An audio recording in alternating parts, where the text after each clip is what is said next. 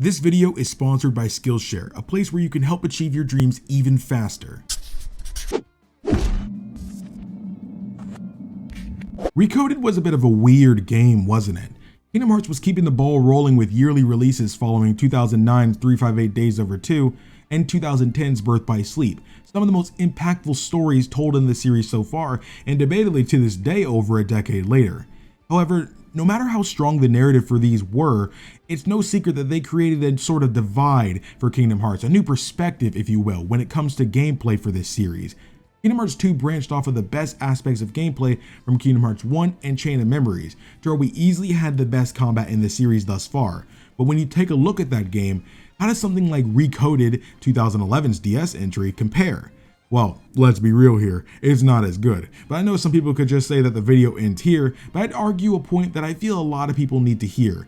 Just because the combat of its predecessor is better doesn't make its successors bad.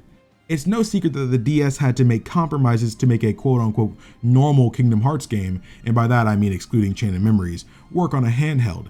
The DS in particular had only a D-pad and 4 face buttons to work with, so although that may keep inputs themselves capable of reproducing what they could in series past, what really makes this game stand apart from Kingdom Hearts 1, Chain of Memories, and 2 is that just like Days, all maneuvers are input with the D-pad, limiting movement as a D-pad cannot replicate what an analog stick can do after all.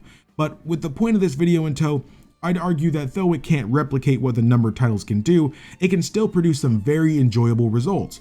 Sure, the method behind the input is different, but that just means we can get a new set of results. Also sets it apart from Days as well, since that game, despite being on the DS, did its best to replicate the traditional style of Kingdom Hearts combat from 1 and 2 with its own additional flares like Limit. Recoded goes to build off of the previous year's Birth by Sleep with the new command style menu. For some, the command style may not be your cup of tea, but I personally can't help but find it such a refreshing change of pace. The new system completely changes the philosophy of how Kingdom Hearts is played, to the extent of these games being hard to even compare to one another. If it wasn't for the Kingdom Hearts skin, I could totally see this just being another action game.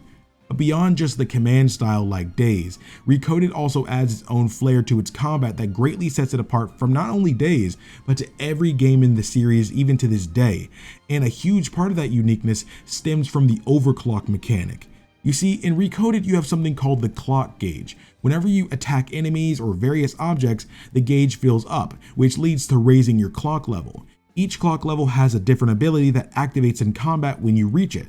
This is all held within the clock ability tree that's displayed on the bottom screen when activated during combat. It shows the root of the tree, that being level 1, that can go up from there.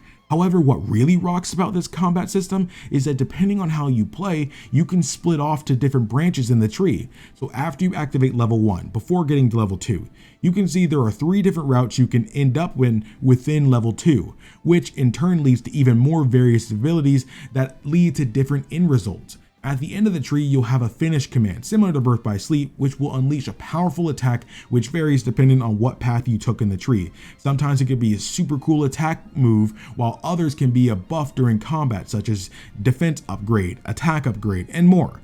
And while these may depend on the branching path you took, it's also dependent on the Keyblade itself you have equipped.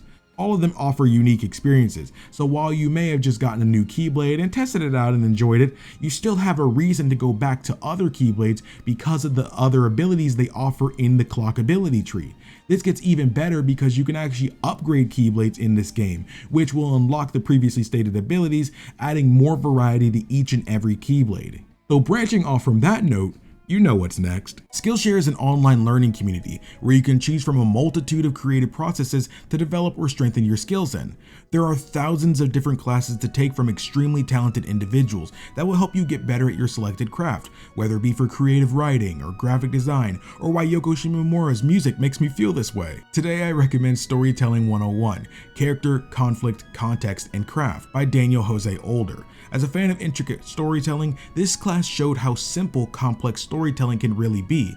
Sometimes having a simple concept be malleable enough to be applied to endless scenarios is enough. This is knowledge I know I'll apply for future videos, and I think what helped this whole learning process for me was that Skillshare was specifically made for learning, meaning there are no ads to interrupt your lessons, and they're always launching new premium classes, so you can stay focused and follow wherever your creativity takes you. And it's less than $10 a month with an annual subscription. For less than $10 a month, you can become leaps and bounds closer to achieving lifelong dream. It's honestly a no-brainer. And the first 1,000 of my subscribers to click the link in the description will get a free trial of premium membership, so you can explore your creativity. And if any of you do decide to take a class, let me know how it goes. I'm excited to see our community prosper further. Okay, for real now. The stat matrix is also an insanely cool way Square built upon what they learned from Days and made it better. While applying your level ups and abilities in Days felt simple yet clunky, here they incorporate a lot of aspects to keep it fresh and constantly changing. The stat matrix is like the motherboard of a computer.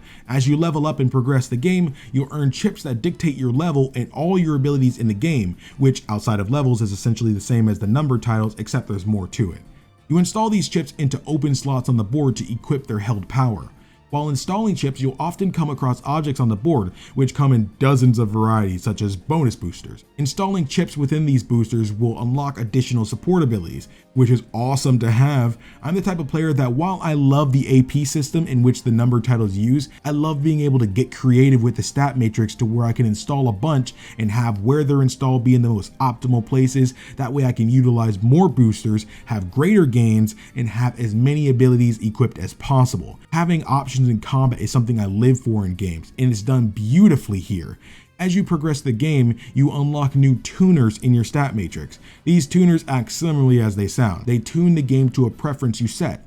For example, you have the basic difficulty cheat device, which will allow you to change the game's difficulty, which also shows what changes take place between the difficulties, such as loot drop rates, source HP, prizes, enemy strength, CP intake, and EXP intake. This may sound normal, but there's a couple of things about this fact that make it so great, such as you can change the difficulty at any time you want on the fly, and when working alongside the other cheat functions of the stat matrix that you get as you play the game, you can manipulate the individual rates of all of those traits I mentioned, so you can literally make your own custom difficulty, making it as easy or painfully difficult as you want, which no Kingdom Hearts game has done. Not even Kingdom Hearts 3's Remind with the easy and pro codes are this in depth, and I have to give credit where it's due. This is absolutely fantastic. Now, I didn't mention it before, but Recoded also comes with 2 more matrix units that add to the appeal of this game, those being the command and gear matrix. In Recoded, when using a command, it's known as an action,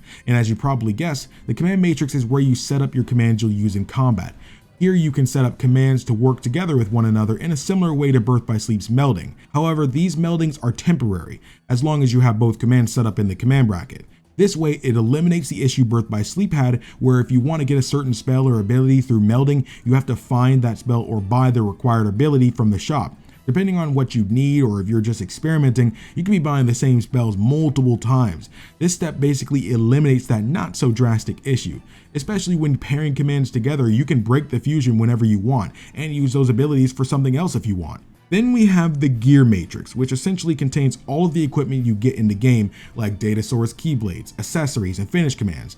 But this isn't all it actually does. The gear matrix also decides how the overclock system is used, since you can install components that affect the clock ability tree, changing your finishers. But with all I said in mind, I want to make sure it's known that while I love Recoded's gameplay, I can understand why some aren't a fan of the shooting sections, the portal challenge rooms, or that Olympus is turn-based, but none of these things are fundamentally flawed, as all of the new mechanics Recoded goes for can all be applied during these moments of the game. I'd agree if these things were implemented that stole from what Recoded's goal was, but that's just not the case. But again, I can understand why some may just feel this way. I just don't. Recoded is a breath of fresh air, and while its story has a lot to be desired, I'd be lying to say that gameplay-wise, it's one of the most fun to boot up and play, with the most visually appealing commands, to its interesting ideas, its confidence in itself to do its own thing, to that jam and battle theme. I just love this game, man. I'm tired of people who haven't even played this game giving it crap. The movie did not do this game justice, as the best aspects of this game aren't within it. I know it may sound strange coming from me since I primarily go to games for their stories and stuff, but this should just emphasize how much I mean this, that the story isn't everything when it comes to RPGs. While Recode is important to the overall series may be minuscule, I'll always defend this game for what it was able to accomplish. I can only hope that with this video, I'll encourage some to at least give it a try.